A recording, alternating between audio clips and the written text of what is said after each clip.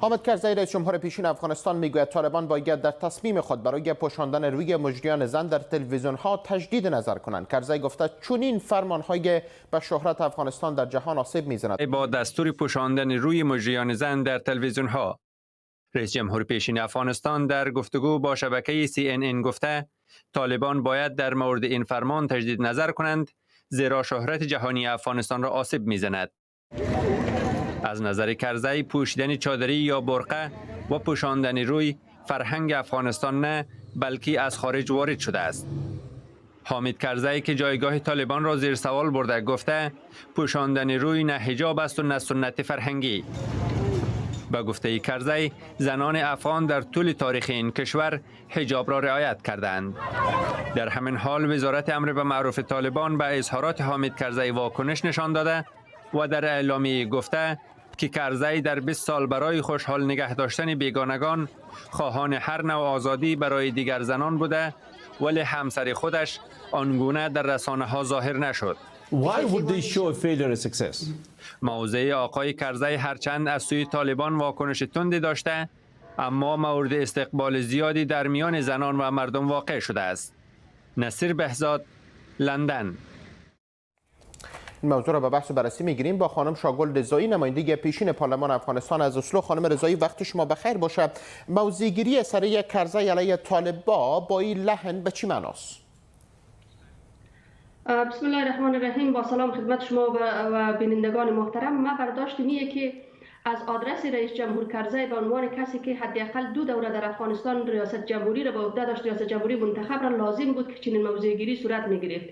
گرچه مردم افغانستان منتظر بود که به قبلها نیز موضع‌گیری‌های بسیار جدی و صریح در موضوعات مختلف باید انجام میشد توسط آقای حامد کرزی، ولی حداقل در مورد زنا من فکر نمی توقع بسیار کلان نیه که آقای کرزی به عنوان کسی که سابقه ریاست جمهوری در افغانستان داره و در او حاکمیت آقای کرزی بعضی از ارزش‌ها مثل حضور و مشارکت زنان بسیار برجسته بود، به خاطر دفاع از دستاورد خود هم شده باید این موضع‌گیری را می داشت. ولی برداشت من اینه که آقای کرزی تا هنوز دیدگاهی نسبتاً محافظه‌کارانه‌تر داشت در قبال طالبان. ممکنه مشکلاتی در افغانستان وجود داشت، ولی اواخر طالبان با مانع شدن سفر آقای کرزی به امارات متحده نشان داد که طالبان به هیچ تعهد خوابن نیست. بنابراین آقای کرزی هم خواسته بود دیدگاهی را که می‌خواهد به صراحت مطرح کنه و باید استقبال شود از دیدگاه. بله، ولی خانم رضایی چی شده که حالا آقای کرزی همین موضع‌گیریش تغییر داشته باشه در برابر طالبان؟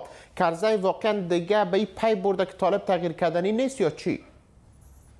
خب من خیلی متأکد نیستم که آقای کرزی جدا به این باور رسیده باشه که طالب تغییر کردنی نیست، ولی کم کم داره نشانه‌های دیده میشه به این که آقای کرزی متأکد شود که طالب همان طالب 20 سال قبل و حتی ورژن یا نمایش بدتری از عملکرد طالبانی را به نمایش گذاشته.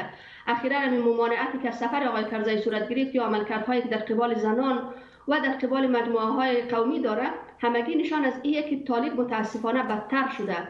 داستان تغییر طالبان در حقیقت تغییر ماهیت یک گروه ایدئولوژیک، من فکر کنم داستانی بود که متاسفانه آقای کرزی در اون نقش داشت، ولی داستان هر روز با گذشت هر روز و بدتر شدن اوضاع در افغانستان هر روز ثابت میشه که این داستان ساخته شده توسط بعضی از کشورها و بعضی از شخصیت‌ها در داخل افغانستان بوده، در حالی که طالبان هیچ تغییر در عملکردهایشان دیده نمیشه. ولی خانم رضایی این چنین اظهارات میتونه تغییری را در موضع‌گیری‌های طالبان شکل بده یا اصلا تاثیر نخواهد داشت؟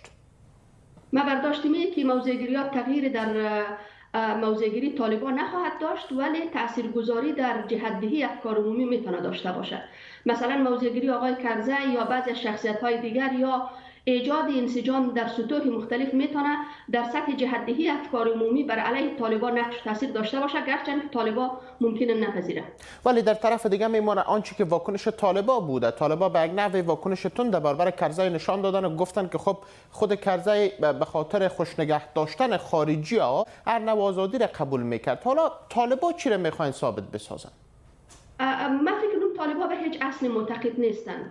اگر بحث سرزی باشه که آقای کرزی بحث خوش ساختن خارجی ها مطرح باشه، بحثی که دخترای رهبران طالبان در دانشگاه‌های مدرن جهان درس میخوانه، این باز چی میتونه تلقی شود؟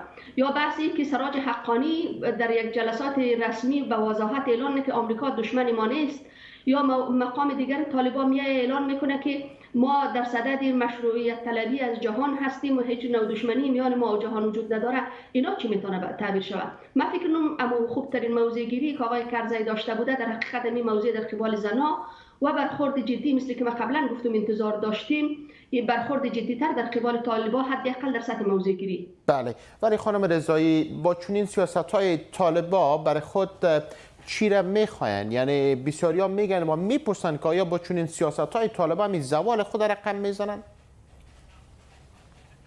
خب من فکر کنم طالبان به عنوان یک گروه ایدئولوژیک فقط ساخته کشورهای بعضی از کشورهای منطقه به خاطر اینکه برای ساخته شده که در کوهها فعالیت‌های جنگی و مسلحانه داشته باشد. فراتر از اون نه برای حکومتداری ساخته شده و نه برای اینکه اینا بیای سازگار شود با ارزش‌هایی که در جهان امروز مطرحه. طالبان فراتر از این نمیتونه بیاندیشه. اگر از طالبان حجاب اجباری رو بگیریم، اگر از طالبان مثلا برخوردهای وحشیانه که در قرا و قصبات بر علیه نظامیان صورت میگیره گرفته شود یا افکار ایدئولوژیک از طالبان گرفته شود، دیگه طالب نمیمونه. به اون خاطر طالب به خاطر بقای ماهیت فکری خود باید این انواع خشونت‌ها را در افغانستان به انواع خشونت‌ها متوسل شود و این میتونه عمر طالب را هرچی بیشتر کوتاه کنه، چون دنیای امروز و افغانستان امروز نمیتونه که تحمل وضعیتی را که طالب حاکم ساخته بیش از این داشته باشه. سپاسگزارم. شاگل رضایی، نماینده پیشین پارلمان افغانستان از اسلو که در این گفتگو با من بودید. وقت شما بخیر.